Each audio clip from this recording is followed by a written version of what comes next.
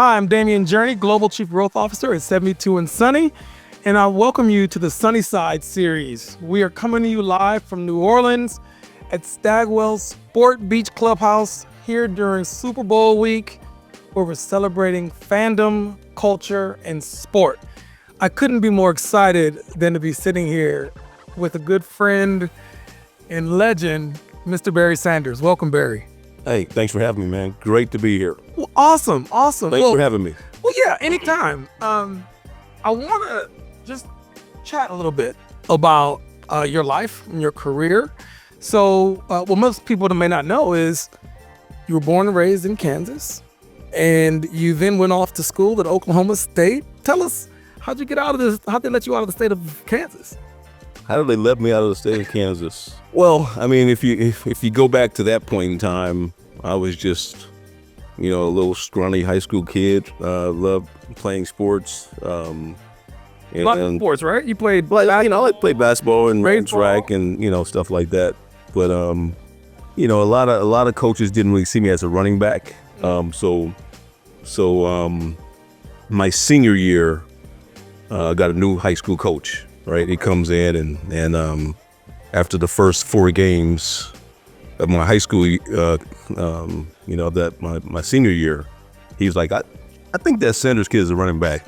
He's scrawny, he's kind of scrawny, but every time he gets his hands on the ball, he does something with it. He makes a play. Yeah. And so I was playing, defensive back and wing back and some other positions before that, and so my coach, his name was Dale Burkholder. Okay. He came in my senior year, and it was the middle of the season. And then that's when I started getting recruited by different schools, and in my mind, because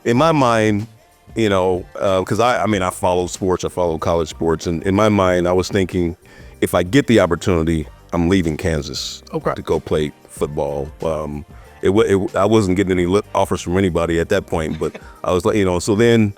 After I started getting recruited, schools like Iowa State, Tulsa, and Oklahoma State were the schools that really had offered me a scholarship. And it really came down to kind of like Iowa State and Oklahoma State. Okay. And so that's kind of how I ended up in Stillwater. I mean, from where I lived in Wichita, Oklahoma State was probably the closest school. It was closer than like University of Kansas and even K-State. And so it was pretty close, and it was out of the state and Oklahoma. It was just I just visited the campus, and I just could see myself going to school there. Okay. I mean, as a legend has it, your first game at running back, you ran for like 250 yards, and they were like, yeah, we made the right call. Putting him at running back in high school, despite all the other sports you played. But I know your dad was a big Oklahoma Sooner fan. So how did they feel about you going to play for the rival? Well, I was a Sooner fan. Okay. I mean, that was, in my household on Saturdays, everything shut down to watch Barry Switzer and the Oklahoma Sooners. Okay. For many, many years. I mean, and I was amazed to learn as I got older that my dad even had season tickets to the Oklahoma Sooner games. And I'm one of 11, so I was like, how did he swing that? How did he pull that off? And so, the one way that didn't happen was because they didn't recruit me. Yeah, that makes a difference. I went to Michigan. I went to University of Michigan. And same thing. Like, I would have gone there, but for some reason, I didn't get the recruitment. They had so many running backs, and I was so off the radar for most colleges. So that's probably how that happened. Well, I mean, they clearly made a mistake, because as the story goes, you get to Oklahoma State, you're playing behind the great Thurman Thomas, Hall of Famer Thurman Thomas.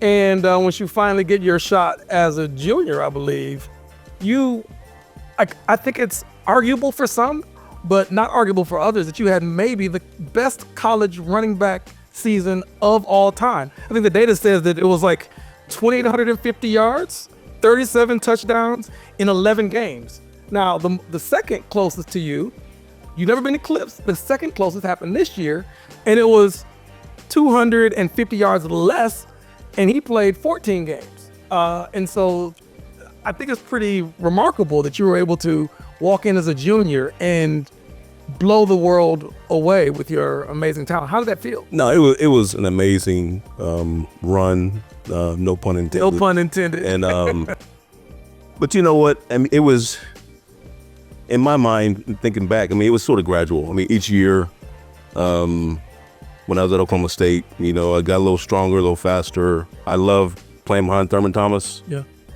Just because, you know, I knew from the time that I stepped foot on campus, you know, that he was likely headed to the NFL. Yeah. So just seeing a guy, being around that kind of guy every day, you know, and just being able to kind of measure yourself up against, like, okay, this is what that guy's doing. And, you know, my freshman year, I played a little more than people expected. My sophomore year,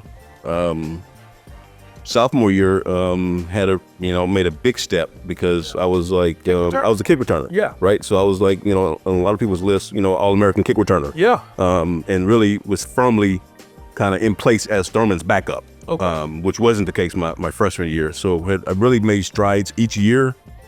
And then my junior year, it just, you know, I mean, it's hard to even believe the kind of numbers I was able to put up.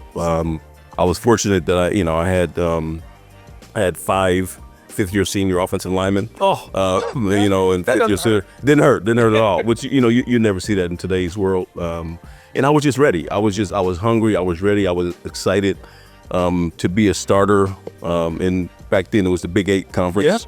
Yeah. That's the one thing that I had always dreamed of, was just going to college and playing college football in the Big 8 conference. And so to be there in that setting, to me was amazing, and to be a starter, and I was just able to take full advantage of it, you know, and you know, I remember watching Marcus Allen when he ran for 2,000 yards and, you know, early 80s, and I was a big fan of his, and there's so many great college running backs that I love watching, like whether it's Tony Dorsett or Roger Craig or Mike Rozier and the list, you know, Herschel Walker, the list just goes on and on. So I was that kid, you know, just watching those guys closely. So for me to be there in that setting and putting up those kind of numbers, I was as surprised as anyone. Man, your talent says that you shouldn't have been, but the fact of the matter is, like, Heisman Trophy winner, unanimous All-American that year.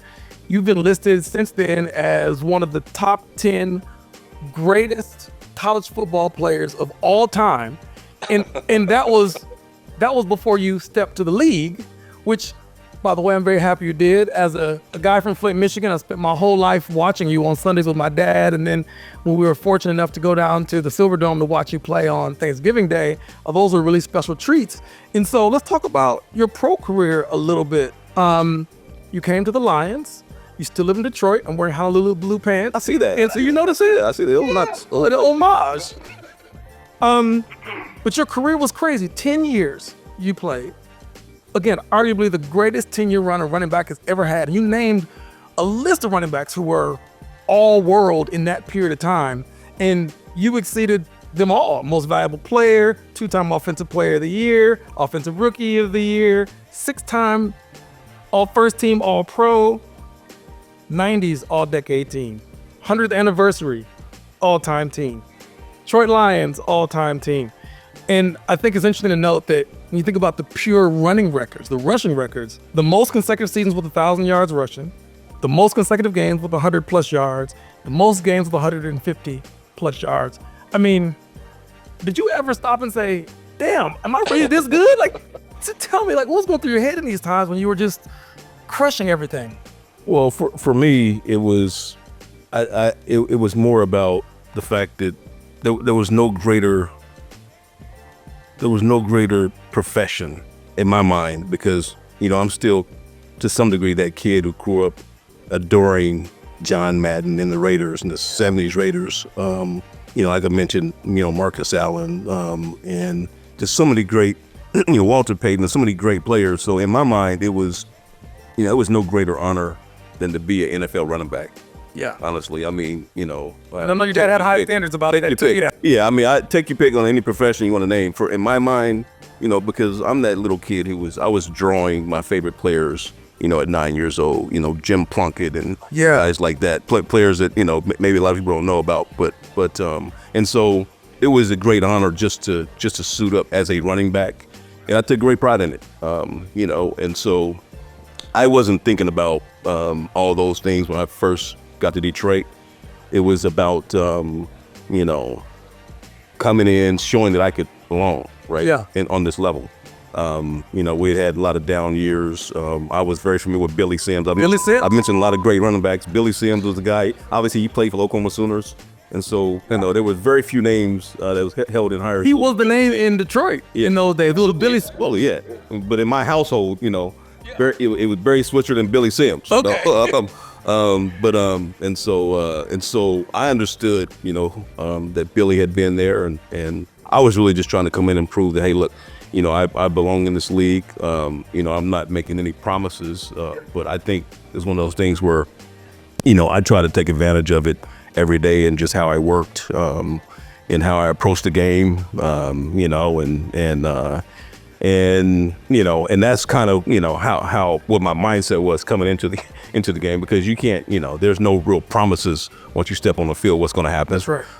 So I just wanted to continue to be great. I left college as a junior, and found myself the next season in the NFL when I obviously when I was at Oklahoma State and won the Heisman Trophy. As I won the Heisman Trophy, I wasn't thinking I would be in the NFL the next season. Right. I was thinking I was going back to school. Okay. And then my dad pulled me aside and said, "No, son, you got to be out of your mind. Just to think you're staying in school. You got to get out of here." So, anyways, and so, I remember, my first year getting Rookie of the Year, and so, but that's something that I know that I that summer trained hard, was really focused. I missed most of training camp, because of contract dispute. But I think, to sum all those things up, Rookie of the Year and Hall of Fame and MVP and that kind of stuff, it's just, it's kind of what you do every day, how you approach the game, how you approach practice. Yeah. And really, when I stepped on the field, and I think I was always kind of that kid who wasn't heavily recruited. In my mind, I always, had that chip on my shoulder. I always had that chip on my shoulder. Yeah. I do remember those days. It wasn't that long ago where no one knew who I was. Right. And so for me, it was about continuing to prove that. And then once I proved it, continuing to be able to excel. Again, in my mind, there was nothing greater than being an NFL running back in this setting, playing against these players. Yeah. And we didn't do all we wanted to do there in Detroit, but we did have some special moments at the Silverdome. So much joy in the Silverdome. Those years when we were running in the playoffs and I remember playing Washington. I didn't play. You all played the Washington at the time, the Redskins in the NFC Championship game. Those were moments that, many of my teammates and I spent our lives watching you guys, trying to emulate your behaviors, and to see you guys have a modicum of success in a time where the Lions hadn't had a lot of success in the past. It was really, really special. So I just want to personally thank you for that. When you think about Kansas State Sports Hall of Fame, Oklahoma Hall of Fame, Michigan Hall of Fame, College Football Hall of Fame, and then Pro Football Hall of Fame, the rest of the world agrees that you were pretty darn good at what you did for so many years. And what I want to understand is, how did you maintain the humility? Because in an era where so many people were banging their chests and being loud and audacious with it, you were always viewed and continue to be viewed as a super humble man, and yet you've had a list of accomplishments as long as two arms. Well, thank you. If you think, I think a lot of it comes from home. I think as much as my dad always took credit for everything. Okay. Right. But I think I get a lot of my personality from my mom. Okay. Which he would hate to hear me say that. But I think, and also just because of maybe my story, the way things sort of panned out for me. I always realized that it didn't have to the story didn't have to go this way for me. Yeah. Right. And it's something you have to be at least I always believed, something you have to be intentional about, and nothing's going to be a given in this game. And it was just, the way I saw the world and the way that I saw, sort of my place in the NFL, and just I always try to continue to just be myself. Yeah. And that sort of thing. And so, yeah, it was just about, being original, being true. And, like I said before, I'm from a big family. I think a lot of that helped. And then just always remembering, I'm at the end of the day, I'm William and Shirley's son, seventh son of 11 kids. Son of 11. And I one of 11. She was number oh, 7. sorry, yeah, and I'm, and so that's a part of who I am as well, and so the NFL was, that part was, and I think I guess at some point to try to keep the two separate, or at least keep it in perspective, not separate, or perspective, that the NFL thing, like, you reading off some of the accomplishments, that's kind of how it ended for me, but when you step on the field, you never know what's going to happen. That's right. And it could be over in the blink of an eye, and so I feel like I've always kind of had that sort of perspective about me, and so I hopefully that kind of answers the question. Well, I have 2 quick questions to close us out. The first is, when you think about how you performed in high school, and then more importantly, even college, and then in the pros, and you look at contracts that people are getting now, even college kids are getting contracts with NIL. And you've had a son who played college ball and who went to the pros, and I believe your brother might have as well. Like, tell me about how you think about the current state of pro sports and collegiate sports, given that there's money that, you probably could have never imagined. I feel like if we're talking about the college part of it, then it was inevitable. Yeah. It was.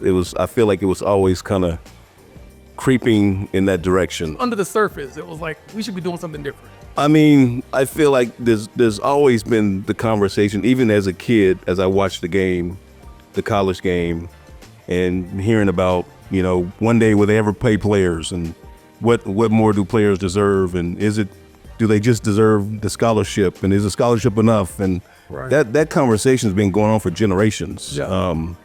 And without getting too much into it, I know Oklahoma State, they got into a lot of trouble because of some of the things they were doing underhanded by paying players, and obviously they're not the only one. They're not the only one. There's so many schools and so many stories you hear as a recruit of what schools are doing, and so it's just, so you realize that there was so much going on anyways. Yeah. But at the same time, you also realize that the conversation was happening where, eventually, something had to break. And then there was the lawsuit of the Northwestern kids a few years ago. Yeah. And there's the Ed O'Bannon lawsuit as well. And so you could kind of see it happening. Yeah. You didn't, I didn't know when it was going to happen, obviously. And so I think, it'll take a while probably for it to really settle in and perfect itself, if that's, what will happen, or at least get closer to perfection. But I think what I'm trying to say is I think it's a good thing, but I think it was inevitable. I think, and so hopefully, hopefully it's a more perfect system, more fair, I guess, is a word, system, that both kids and universities can benefit from, and make the most out of it. And even, you mentioned the pros. I think that's always been the case, contracts and the way players are compensated, and the way teams are compensated. You seen one thing left out of your equation there was how much there's been an explosion in the value of franchises. No question.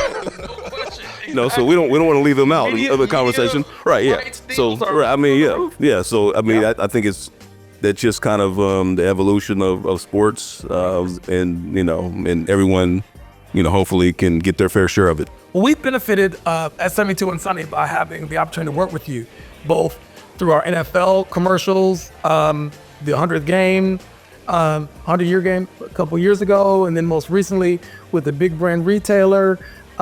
What's it like to be in the phase of your life where you're actually engaging with brands and you're being honored for your greatness, but now being able to maybe hopefully capitalize on your name, image, and likeness in a way through brand relationships? No, I mean, it's awesome, honestly. And I appreciate the fact that you guys notice my acting skills. I think you're great. You know that. Right, yeah, absolutely. Right, yeah. I mean, you know, and you know, I appreciate it. No, it's for me, it's phenomenal to be sitting here, you know, 24, 25 years after I retired, and to be able to have great corporate partnerships, and you know, just partnerships that have really been consistent and strong in those 25 years, and so to me it's awesome. I never necessarily had it planned out that way. Yeah. But I think kind of the way I approached the game and the way that I approached you know, the business of football, and realizing the value in those corporate relationships, you know, is really been a great benefit to me, and so I'm very thankful for it.